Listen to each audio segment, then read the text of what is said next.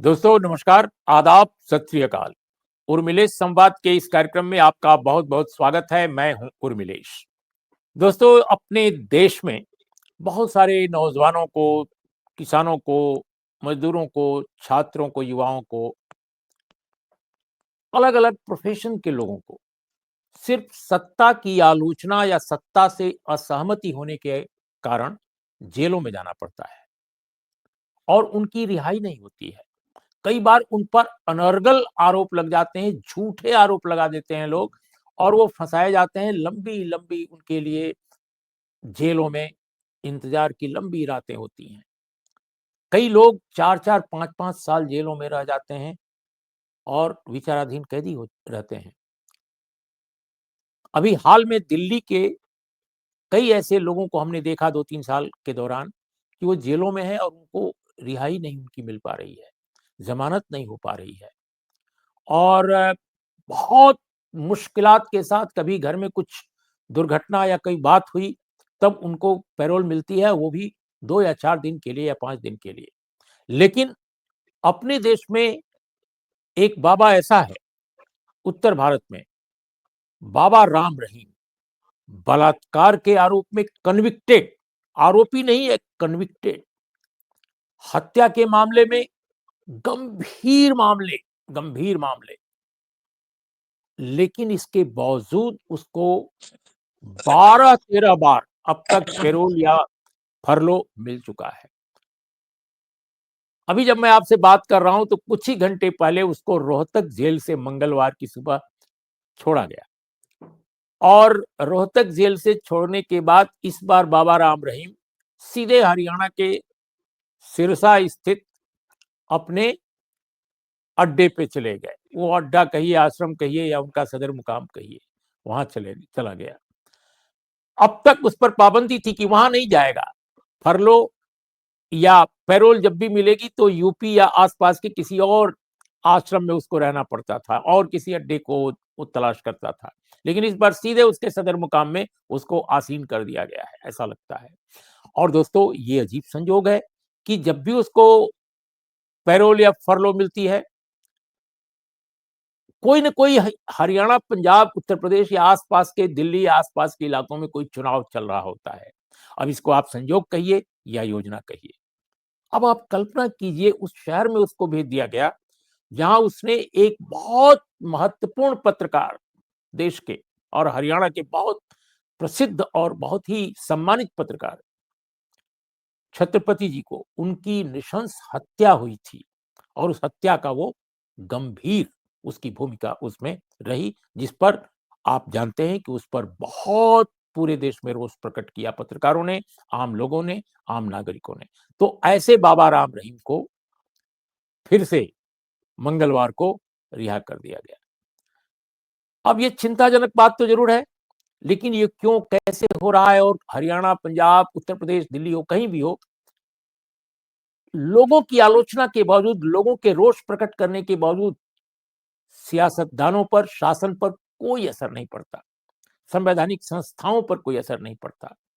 हम एक ऐसे लोकतंत्र में जी रहे हैं और हम खुशी-खुशी उसको सेलिब्रेट भी कर रहे हैं। कैसी विडंबना है। इसी विषय पर चर्चा करने के लिए हमने आज आमंत्रित किया है पंजाब हरियाणा के बहुत मशहूर पत्रकार जगदीप सिंह संधू को। जगदीप सिंह जी, आपका बहुत-बहुत स्वागत है। ये क्या जी, हुआ बहुत शुक्रिया। इस बार बाबा राम रहीम जैसे दुराचारी को क्यों रिहा कर दिया गया? आखिर मामला क्या है? ये एक बड़ी विचित्र घटना आज सामने आई सुबह-सुबह और ऐसा बताया गया कि आज सुबह 5 छ बज के 26 मिनट पे सुनारिया जेल से अगली सुबह उसको निकाल दिया गया, बड़ी हाई सिक्योरिटी में। और ये बताया मंगलवार जा को। रहा है कि जी, सुनारिया जेल रोहतक से। जी, जी। और ये बताया गया है कि वो अपने डेरे पे जो उनका डेरा है सिरसा में, वहाँ पहुँचेगा। अब ये जिस प्रकार से पैरोल दी गई है, ये जो अभी तक के आंकड़े उसमें ये 13वीं बार, 12 पैरोल पहले हो चुकी, 13वीं पैरोल दी तेरहवीं दी बार। गई है। और उसके वकील ने किसी अखबार को भी बताया कि इसको 10 दिन के लिए सिरसा में रहना है और उसके बाकी 20 दिन जो है वो बागपत वाले आश्रम में रहेगा ये। अब हरियाणा सरकार का ये जो एक विशेष कृपा दृष्टि रवैया कहा जाए ऐसे अपराधी के लिए जिसपे समानांतर तौर पे 2 सजाएँ चल रही हैं, एक हत्या की और एक बलात्कार की। और 2017 में जब इस पे मुकदमा की हियरिंग थी और वहाँ जो बवाल हुआ, उसमें भी जिस जिन लोगों की वहाँ मौत हुई उस झड़पों में पुलिस के साथ जो दंगा बवाल हुआ था, उसके भी इस पे केस हैं। तो ऐसी परिस्थितियों में जो जिला का प्रशासन है, अभी ये बताया गया है कि इसको जिला प्रशासन से आपत्तियाँ माँगी गई थी और उन्होंने कहा है कि इसके वहाँ आने पे ऐसी कोई कानून व्यवस्था या किसी तरह का प्रभाव नहीं पड़ेगा। तो इस आधार पे इसको वहाँ सिरसा जाने की अनुमति दी गई। अ, अब देखा ये जाएगा कि हरियाणा की जितनी भी जेल हैं, उन जेलों में जितने भी कैदी जो सजा याफ्ता हैं और जिनको ऐसे जघन्य अपराध में सजा काट रहे हैं, उनको कितनी बार, कितनी फ्रीक्वेंटली पैरोल मिलती है? ये सवाल तो निरंतर बना हुआ है और पिछली बार जब इसको पैरोल दी गई थी, तो उसपे शिरोमणि गुरुद्वारा प्रबंधक कमेटी ने एक पिटीशन चंडीगढ़ हाई कोर्ट में, हरियाणा पंजाब हाई कोर्ट में चंडीगढ़ में डाली थी कि इस प्रकार से इस बाबा को इलेक्शनों से पहले जो पैरोल दी जा रही है, ये बड़ा आपत्तिजनक है और उसपे जस्टिस अहलूवालिया और जस्टिस जस्टिस दीपिका बनर्जी थी शायद, उन्होंने बड़ा ऑब्जेक्शन भी किया था और उन्होंने ये कहा था कि आदेश पारित किया था कि उन कोर्ट की परमिशन के बिना इसको कोई आगे पैरोल नहीं दी जाएगी और उसके भी कुछ ऐसी कंडीशंस लगाई थी कि इसको वहां नहीं भेजा जाएगा। लेकिन फिर भी अब सरकार बदलने के बाद नए जेल मंत्री अरविंद शर्मा आ गए हैं, जो रोहतक में पहले सांसद रहे, अब की बार गोहाना से जीते हैं और पहले रणजीत सिंह चौटाला प्रिजन डिपार्टमेंट उनके पास होता था, जो रानिया से विधायक का चुनाव लड़ा था, हार गए हैं और हिसार से सांसद भी रहे। कुल मिला के कहा जा सकता है कि हरियाणा की सरकार और हरियाणा का प्रशासन जो है उसका दृष्टिकोण इस एक अपराधी के प्रति इतना सॉफ्ट है, ये सहज ही सवाल खड़े करता है। लेकिन अब इसको जिस तरह से ये परमिशन दी गई है, इसका अलग-अलग तरह की प्रतिक्रियाएँ हरियाणा में जी, देखने को जो धरातल पे लोगों की हैं। लेकिन जी, जो बड़ी पॉलिटिकल पार्टीज़ हैं, विपक्षी पार्टीज़ हैं, उनकी तरफ से अभी तक कोई इस पे बयान आया नहीं। जी। एक बात कही जा रही है अ, कि भई ये जो इसको रिहा किया जाता है आमतौर पे चुनाव के आस-पास किया जाता है, चाहे जिस जगह भी चुनाव हो। अभी लोगों का ये कहना है, बहुत सारे लोगों का जो खबरें आ रही हैं, उस खबरों में भी ये बातें आ रही हैं कि भई दिल्ली के विधानसभा चुनाव हैं, तो दिल्ली में ये ठीक है कि दिल्ली से बाबा अलग डिस्टेंस पे है, थोड़ा दूर है, लेकिन वो प्रभावित करने की क्षमता दिल्ली के चुनाव को भी थोड़ा बहुत रखता है क्योंकि आज़ाद नगर में और कंझावला में उसके संप्रदाय की शाखाएँ बताई जाती हैं या कोई उसका हेडक्वार्टर होगा रीजनल या लोकल, वी डोंट नो। लेकिन ये खबरों में कहा गया है कि यहाँ भी उनके लोग हैं, उनके समर्थकों की संख्या थोड़ी बहुत है। तो एक तो ये कारण, दूसरी बात जो कही जा रही है कि हरियाणा में भी 8 नगर निगम और 32 परिषदों के चुनाव मार्च के पहले सप्ताह में संभावित हैं। डिक्लेयर अभी जी, नहीं किए गए हैं, लेकिन जी, संभावित जी, हैं। जी, तो अगर संभावित हैं तो शासन को तो मालूम है कि कब चुनाव कराना है, कब नहीं कराना है। तो ये बाबा जी। की जो रिहाई है, क्या आपको लगता है कि इस योजना के तहत है?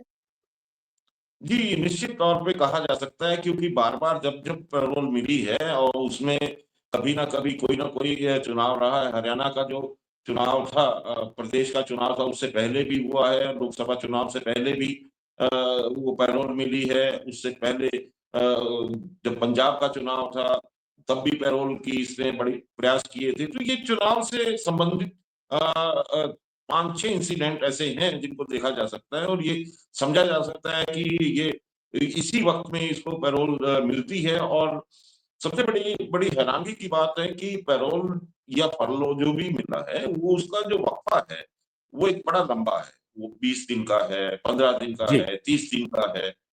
बट ये एक लंबा वक़्फ़ा इसको पैरोल का जो मिलता है, ये भी अपने आप में एक एक सवाल खड़े करता है कि अन्य कैदियों में ऐसा कोई कैदी नहीं है जिसको इतना लंबा वक़्फ़ा मिला हो।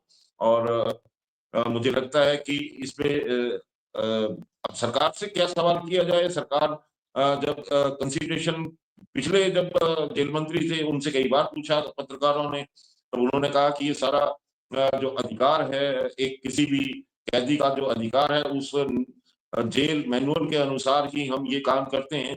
तो ये भी सवाल उठते हैं कि जेल मैनुअल के अनुसार जो अन्य कैदी हैं, उनके लिए ऐसी कंसिडरेशंस क्यों नहीं होती? और एक स्पेशल कंसिडरेशन किसी के लिए क्यों हो जाती है? और जहाँ तक बात आती है इसके अनुयायी की, तो इसके अनुयायी जो हैं, वो जो डेरा प्रेमी कहलाते हैं, वो काफ़ी संख्या में माना जाता है कि दिल्ली के आस-पास के कुछ क्षेत्रों में जो अर्बन क्षेत्र हैं, रूरल क्षेत्र हैं, रूरल क्षेत्र में हो सेमी सकते हैं। Semi urban. हाँ, जो जो बागपत की और उसके उस लाइन पे हैं, उधर के भी लोग हैं, क्योंकि इसका एक आश्रम बागपत में है। और दूसरा जो इसका कंझावला का आपने ज़िक्र किया, कुछ लोग इधर भी हैं जो उत्तरी दिल्ली का हिस्सा माना जाता है। जी, जी, तो जी। ऐसा माना जाता है कि ये इसका जो ये अ, इसको जो छूट दी जाती है, वो एक तरह से संदेश, राजनीतिक संदेश या एक संदेश अपने समर्थकों, इसके अनुयायियों को, इसके समर्थकों को, डेरा प्रेमियों को दिया जाता है कि सरकार कैसे उनकी कंसिडरेशन को ध्यान में रखती है। उसके अलावा जो इनका अपना एक तरीका है, उससे इनके संदेश भी आपस में इनके ग्रुप्स में जाते हैं। और ये तय है कि ये उन्हीं किन्हीं उम्मीदवारों के लिए इनके संदेश जाते हैं समर्थन के। तो निश्चित तौर पे कह सकते हैं कि ये राजनीतिक उद्देश्य है इसके पीछे, इसको नकारा नहीं जा सकता, क्योंकि ये सवाल खड़े करता है, इसलिए जी, क्योंकि ये पैरोल जो है चुनाव के समय मिलती है। जी। शुक्रिया जगदीप सिंह सिंधु। तो दोस्तों आपने ये बात अपने विशेषज्ञ पत्रकार के ज़रिए सुनी, जो स्वयं हरियाणा में रहते हैं, पंजाब, हरियाणा दोनों प्रदेशों को बखूबी कवर करते हैं और बाबा को लेकर हरियाणा सरकार, हरियाणा के सियासतदान, वहाँ के अफ़सरशाही के जो बड़े लोग हैं, जो डिसीज़न मेकर्स हैं, उनके क्या रिश्ते हैं, इन रिश्तों की क्या आप किस तरह से व्याख्या करेंगे?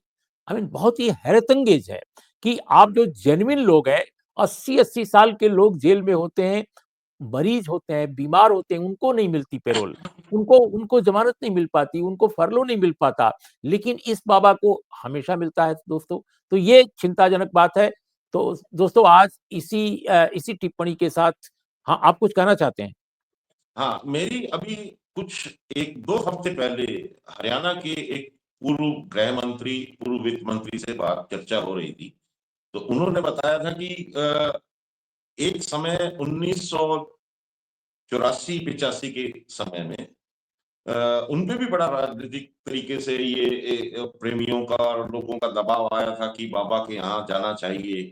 तो उन वो चुनाव से कुछ समय पहले एक बार इस डेरा पे मिलने गए और उन्होंने कहा कि चुनाव में जब मैंने अपना आकलन किया मतदान का और कहाँ-कहाँ से मतदान निकला, कहाँ कितना मिला, तो उसमें मुझे ये ऐसा पता लगा कि इसके जो समर्थक हैं, उसका कोई ज़्यादा प्रभाव कहीं हुआ नहीं। जी, और उसके बाद उन्होंने कहा कि उसके बाद मैंने फिर अपनी पार्टी में सभी को नकार दिया और सभी को कह दिया कि इस तरह के बाबाओं के डेरों पे जाने का कोई औचित्य नहीं, क्योंकि प्रभाव कोई इनका होता नहीं और ये अननेसेसरली अब उसका प्रभाव दिखा के ये उस तरह के लाभ लेते हैं। लेकिन आज के नेता तो इस तरह का मिज़ाज नहीं रखते, ये बहुत चकित करने वाली बात है। बहरहाल दोस्तों तो आपने ये हमारा एपिसोड देखा, कैसा लगा? आप ज़रूर बताइएगा। आज इतना ही, नमस्कार, आदाब, सत श्री अकाल। जी, थैंक यू।